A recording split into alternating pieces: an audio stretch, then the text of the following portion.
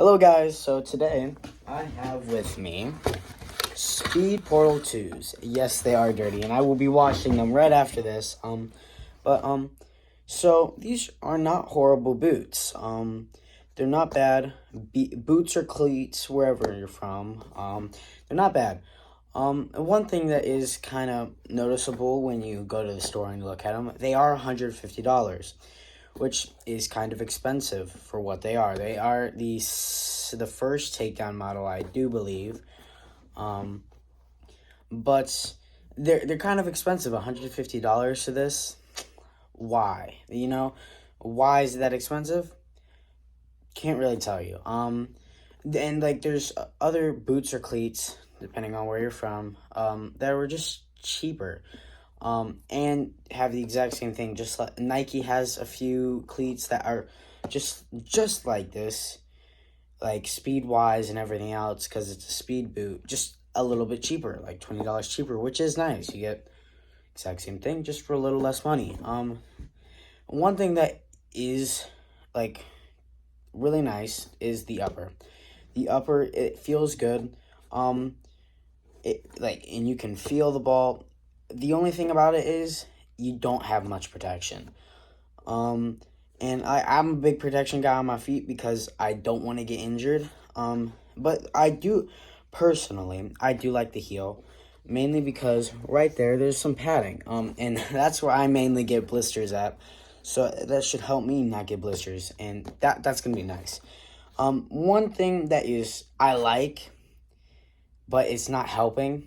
I still like how they have like a carbon, design. It's not real carbon, so you're not going to get the exact same amount of boost. So your speed's not going to be as fast, which transitions us to like the next thing. It's around 9 ounces, and that's kind of heavy. It's very heavy for a speed boot. It's only like a second faster than normal shoes. So its speed is not the best. So I wouldn't really necessarily get it if you're really looking for a speed boot. But it's also not the best for wide-footed players. I'm a wide-footed player, so getting these, I really had to convince my family that, hey, I can wear them. So, and they are tight. For me, they're tight around right here. Not necessarily the toe. My toes do not have a problem, but they do squeeze a little bit. But other than that, when I was playing with them, they weren't too bad. They felt good. Running in them and everything. It was.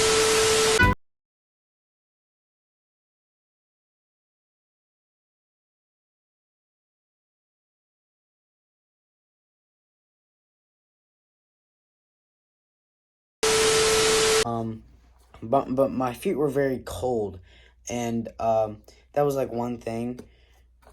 So if like that just goes along with the protection, it gets colder if it's cold outside. It means if it's like wet and it's colder outside, your feet are probably gonna get cold. But here's my take about them. They're not horrible. I would never choose them as a cleat that I just go out and play with for a game. But like maybe a few practices I would wear these.